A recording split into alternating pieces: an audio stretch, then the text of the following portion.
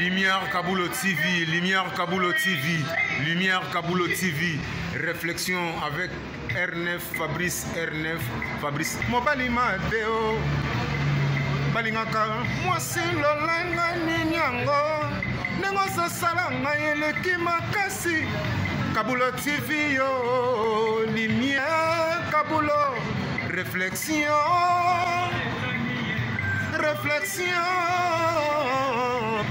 Double CD Fantomas Engayo. Il est là, il a toujours. Barbito s'abonne, chaîne les amoko. Ça c'est dit, ma beaucoup t'as un an s'abonner. Bon bino. Donc mon yango na YouTube to zawana. Moko gaga. Réflexion trop bandela. Réflexion. Réflexion. Lumière Kambolo. Yangwana. Balai qui est ça la biso bien. Tous en simana pour et ça la G. Bongo. Toujours. Réflexion, Lumière Kambolo TV. Chaîne Zamoko, vous s'abonnez, vous avez cité Lumière Kambolo TV. Bonjour, bande konangai, ezalingai wabino sur Isabelle. Naeli sous liboso nabino pour na répondre na bamituna na biso ya semaine. Avana banda, na kopisa mbote papa Lumière Kambolo, na pesa mbote pa maman Rebecca le Prince. Na pesa mbote na bande konangai nyonso auto sala kala bino partie réflexion sans oublier ba abonner na biso. Ça fait longtemps to solidité moi ba difficulté à musala neza la kandi bonaza na musala na décidé na sala ngo kaka vite fait et ça biso bien. Bon, sans plus tarder, mutuna na biso ezalaki yande kona biso papa Ricardo na pesi mbote ya ebele. Bon, soki pona nini basi ya kitoko bafandaka na mabala te. Eza pe na basi ya kitoko mususu oyo bazala na mabala mais libala esimbi te. Ça veut pas dire po aza kitoko libala esimbi te faut maintenir na esika wana.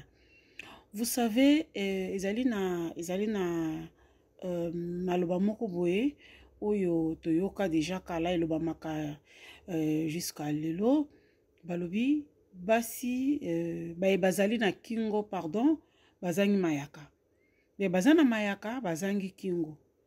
Ça aussi ça joue le rôle na histoire oyo. Donc il y a na basi o bazali kitoko oyo bakutama na chance te ene balobaka kitoko na chance etambolaka nzela moko te. Basi ya kitoko bazali makutama na chance te. Basi pe ya mabe bazali ya mabe entre guillemets hein? Moi c'est ça kitoko na muto alingaka ye mais bakutana na mabala. Donc voilà po omoni makambo oyo ya kitoko ya mabala ezali très complexe. Pourquoi ezali na basi mingi ya kitoko yango hein tozolobela basi ya kitoko oyo bazali na mabala bazo souffrir bazo koka ko se libérer te po na bajar ya ba histoire oyo bato bakoloba sikoyo eloko pe leki chika ezate. Donc na réalité de tout ce qui est simbi te batika kaka mais vraiment basi ya kitoko pe o bazali na mabala bazali basi ya kitoko ba oyo pe babima pasu ke ndena toko ba kitoko ne aveugle kaye miroir ekosaka ye oyo batika mabala po akende renier bazali basi ya kitoko pe bazali ba oyo bazana bakingo me bakutami na mayaka te. C'est pareil na mibali ya kitoko na kolinga mwasi nyonso akolinga ngai. Ça veut dire akoki pe ko continuer na vie wana leo na kozwa ona kotika la ngai lobi na kozwa na kotika ou bien na kozwa oyo na kosala ba aventure ou bien atako to vivre bien te et sala ngelo kote soki to boyani na zwana mususu. Ça arrive aussi mais zape na mibali ya kitoko oyo bazana mabala na bango bazo maintenir na mabala na bango. Ça veut pas dire ba mibali oyo bazana basi na bandako o bazo garder mabala na bango baza ba manche non ba vilain non. Mibali ya kitoko bazali mais afandi na libala na ye azo maintenir na mwasi na ye. Ben ezali pe na misusu amitala bike na zananu encore na mboko yo mwasi mobali tozala toujours na ba coupure de âge. Voilà donc bokomi ntango mosusu kupi wana mpe ekosaka biso kupi wana mpe ekosaka biso esalaka ke tosala baaventure donc na mokuse mibali ya kitoko mpe bazali oyo bafandi na mabala na bango.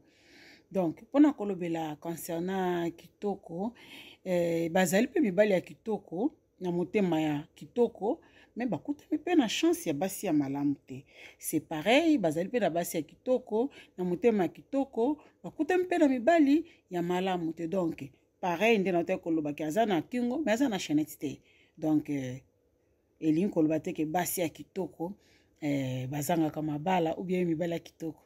Bon question mosusu ezalaki pourquoi mabala ya poto eumelaka te. Papa mabala oyo eumelaka te ezali kaka mabala ya poto te, mabala ya monde entier ezali na crise je peux dire comme ça.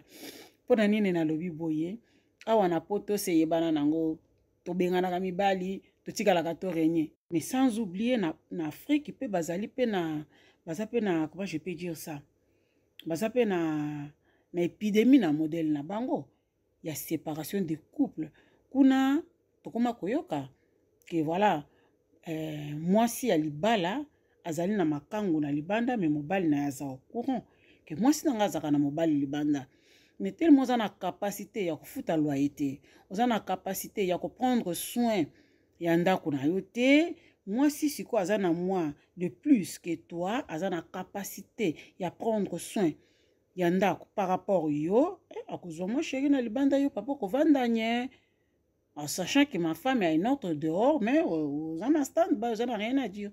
Donc papa eza kaka na poto te problème eza partout partout partout. Donc voilà oyo ezalaki mwa ndambo ya contribution na ngai tika ete bonne continuation na bino